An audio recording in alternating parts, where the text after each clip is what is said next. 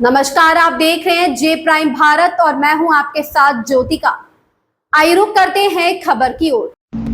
28 जुलाई को लोकसभा में, 29 को राज्यसभा में ऑपरेशन सिंदूर पर चर्चा। पीएम मोदी भी ले सकते हैं हिस्सा।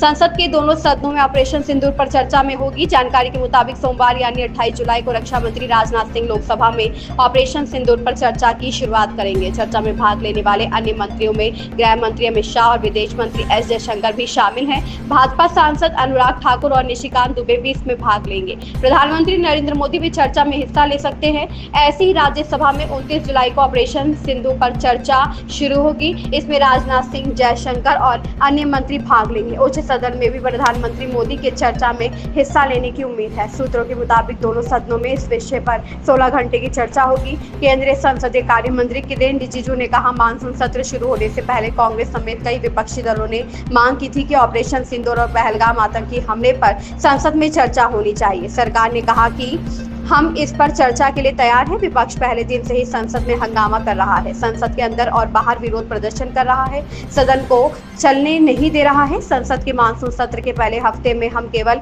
एक विधेयक पारित कर पाए हैं। मैं सभी विपक्षी दलों से संसद की कार्यवाही बाधित न करने का आग्रह करता हूं। रिजिजू ने कहा, आज लोकसभा अध्यक्ष ओम बिरला ने कार्य मंत्रणा समिति की बैठक बुलाई और यह दोहराया गया कि हम ऑपरेशन सिंदूर पर चर्चा के लिए तैयार है। आज यह निर्णय लिया गया है कि सोमवार को पहलगाम आतंकी हमले और ऑपरेशन सिंदूर पर विशेष चर्चा होगी। उन्होंने यह भी कहा कि सभी मुद्दों पर एक साथ चर्चा नहीं हो सकती। विपक्ष ने बिहार में विशेष गहन को निरीक्षण प्रक्रिया समेत कई मुद्दे उठाए हैं। हमने उन्हें बताया है कि पहले ऑपरेशन सिंदूर पर चर्चा होगी, उसके बाद हम तय करेंगे कि किन मुद्दों पर चर्चा होगी। उन्होंने बताया कि भ्रष्टाचार के मामले में फंसे न्यायमूर्ति यशवंत वर्मा को हटाने का प्रस्ताव लोकसभा में लाया जाएगा। हमें किसी भी संदेह में नहीं रहना चाहिए। न्यायमूर्ति यशवंत वर्मा को हटाने की कार्यवाही लोकसभा में शुरू होगी। इस खबर में बस इतना ही। बने रहिए जे प्राइम भारत के साथ।